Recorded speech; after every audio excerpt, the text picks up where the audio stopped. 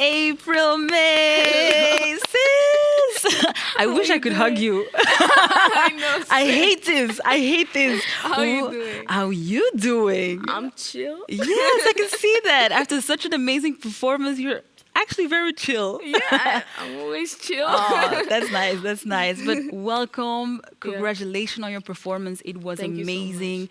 You were in a state like peaceful, but also very energetic. How was that for you being on stage? I mean, it was amazing. It was actually my first time performing with the boys as well. Okay. So, like, we've been rehearsing and stuff. So, I'm really glad we got the chance to test it out and really enjoy the experience together as well. Of course. So. And in a different atmosphere, of course, without. Yeah. Oh, yeah, that was, I mean, it was okay because we still need some time to adjust to everything. But, yeah, it would have been, I feel like the energy would have been more hyped if there were people in the crowd and it wasn't Corona.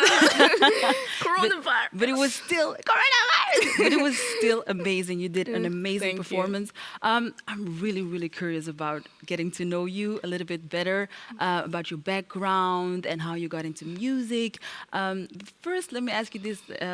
You were actually already doing some different kind of art before you started doing music. Yeah. What kind of art were you making? So I was a graphic designer and I dabbled in video editing, animation. Basically, I just like to create stuff. Yes. So anything that could like let me do that, whether it's illustrating or you know, graphic design or whatever, I just went straight for it. Okay. So yeah, that's basically. And you it. still do that, or? Yeah. I do that for myself. Like all my artworks are created by me. Okay. So yeah, that's basically it. So that means your album, your EP cover, Yeah, everything. Everything is created by me, actually. Wow, an all-around artist, actually. The only thing that wasn't created by me is obviously my animated video. That's style. true. But we will talk about that. We'll talk about that. That was also amazing, actually. So, okay, you went into creative arts, graphic design, and then music. What led you to music and starting making music? I've always loved music. But I would say what led me into music was after I joined Chocolate City Music, which is a record label in Nigeria. Yeah. I worked with a lot of producers, a lot of rappers, singers, Afrobeats and all that. And I wrote for some of them. Okay. And because of my links with the sound engineer, his name is City Monster. He's on one of my tracks. He pushed me into singing the songs I write. Him and my other friends as well. Slay, Boogie. I could go on and on. Okay. So yeah. Because of them, I decided to actually test it out, just to write, not to release anything. Okay. But then they were like, "What the hell? This is crazy! Put it out!" So I just did. And you were surprised yourself that it was actually, or how did you really release it? Actually, make the step to releasing the music.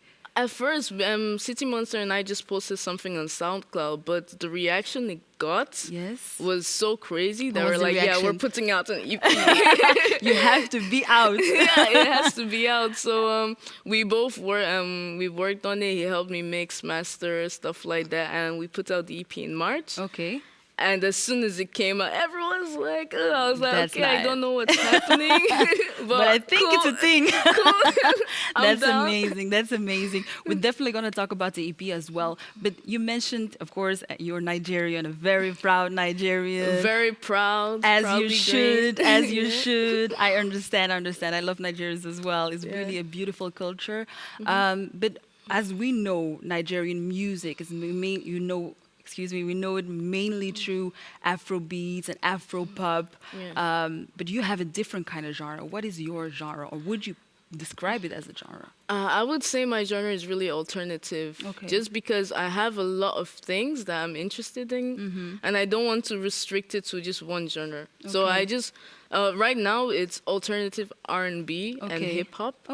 But later it could be alternative something else. But I just like to make chill music. You can walk at night too. You could listen to while you're taking a little stroll in the middle of the night where it's empty and stuff like that. Like a walk. Yeah, just chill. I get that. Oh, that's nice. Thank you. So Afrobeat and Afro pop is now booming, booming, booming in Nigerian music, but you have, as you described, alternative genre. How does that influence you that it's more the popular music that is actually coming forward and less the alternative genres?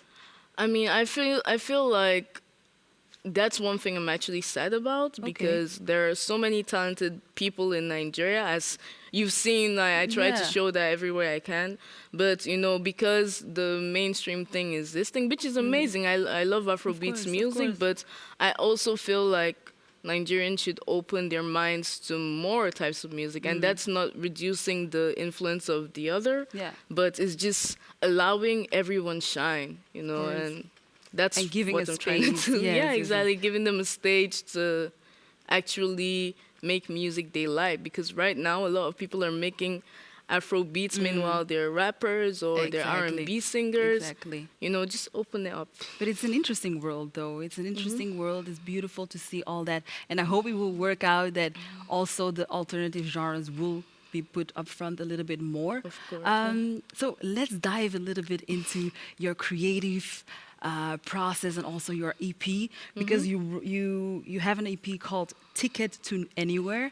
I'm very curious because I love that EP. I think I've listened to it like over 10 times, walking or chilling in my couch. So what is it based on? What is the title based on and what is it inspired from? So basically, I was listening to. I knew I wanted to create an EP, right?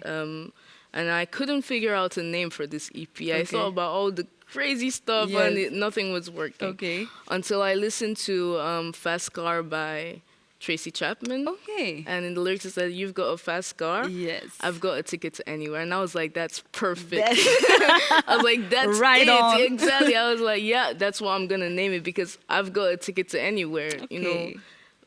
I can do whatever I want. I can express myself however I feel like I need to express myself. So that was the idea behind the EP. I'm not going to be restricted to one genre or one type of or form of art. I would express myself however I can. In different kinds of, Exactly. And you have 5 songs on the EP. Yeah. How did you select the songs, write the songs? How did that was process the selection was difficult. Yes, Yeah, because I think I wanted 7 songs on the EP, but I don't know if it was too long or something, but 2 songs didn't make it on there. So I just picked the top 5 that I liked and flowed properly together and figured out an arrangement and then put it out there, basically. So I just wanted it to be like really chill, a bit emotional, but everyone just focus on the sound and the lyrics as well. So that's beautiful. Thank you. I love it. I love it. I'm sure everybody loves it. So you released a music video, Starry Night. Yep. Let us pause for a minute because it has 30K views in 1 week. How do you feel about that? That's amazing. I did not expect that. I expected like maybe 5,000. Congratulations, for real. Thank you. It's amazing. So you chose an animated video. Where did that choice come from? I was talking to my friend who's an animator. His name is Joshua Adeoye. He's a Nigerian.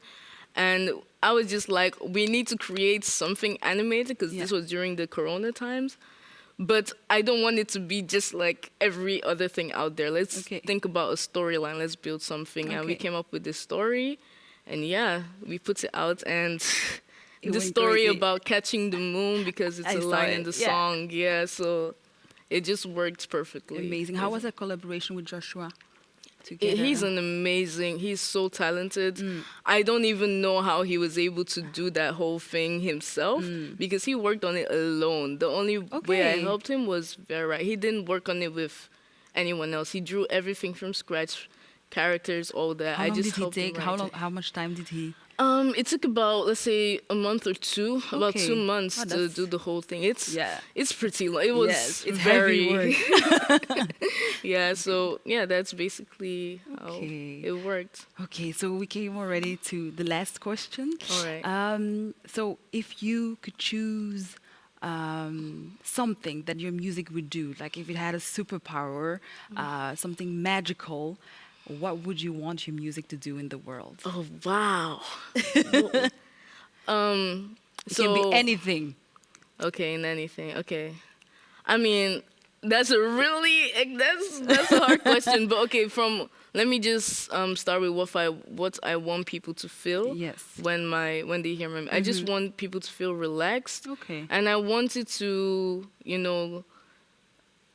challenge you a bit, like what you listen to with melodies and stuff like that. And I want people to calm down when they listen to my music, because I myself struggled with a bit of anxiety. So I really try to make that relaxing music where, you're chill, you're calm, you're not too worried about what's going on around you. You could just I understand. focus. Yeah, I understand that. And that's lovely. Thank you you so much for sharing, for showing yourself, for sharing your art. We really love you. Keep doing the great work that you do. I really wish you well. Thank you so congrats with everything. Thank you. So you're welcome. So we're gonna find out who the next artist is, because we have one more. We have much more, actually. We have much more artists coming in line. So I'm really excited who Lady Blaxx has in store for. Are you excited? I'm excited.